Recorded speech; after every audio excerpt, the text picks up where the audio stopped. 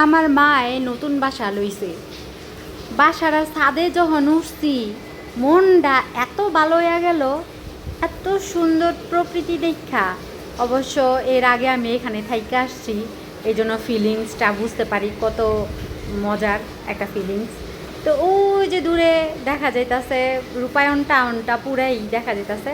আর এই যে সাদা বাড়িটা, এই বাড়িটার মধ্যে এর আগে আমি থাকছি।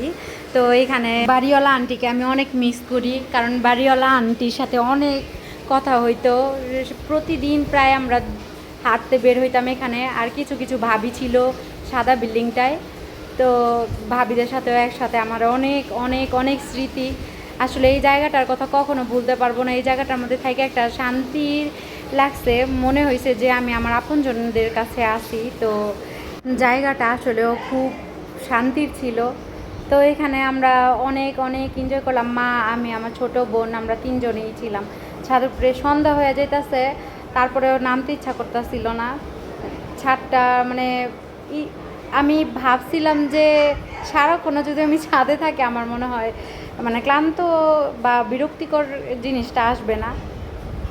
তো আমার খুবই ভালো লাগছিল এই জায়গাটুক। তো দেখো ছাদটা আসলে কতটা সুন্দর, আর বাড়িটা যে করছে এত সুন্দর একটা বাড়ি করছে, মানে খুবই ভালো লাগলো আসলে। অনেকে বাড়ি করে এরকম মানে একটা শান্তি লাগে না মনের, কিন্তু এই বাড়িটার মধ্যে একটা কীরকম একটা শান্তি। তবে এর আগেও আমার মা যে বাড়িটার মধ্যে ছিল ওই বাড়িটাও খুবই সুন্দর ছিল। আর এই যে দেখো ভিউটা, কি সুন্দর ভিউ, চারিদিকে সবুজ আর পানি আর পানি। আর যে বাসাটায় আমি ছিলাম ওই বাসাটা অফুরন্ত বাতাস ছিল, সারাক্ষণ ফ্যানই ছাড়া লাগতো না, এত সুন্দর বাতাস ছিল। তারপরে এখানে একটা ছোট্ট একটা সুন্দর স্পট করছে, এখানে বসে চা খাওয়ার মজাই থাকবে আলাদা। হ্যাঁ, ঘুরে ফিরে আমি এই কর্নারটার মধ্যে বারবার আসতেছিলাম, খুবই ভালো লাগতেছিল।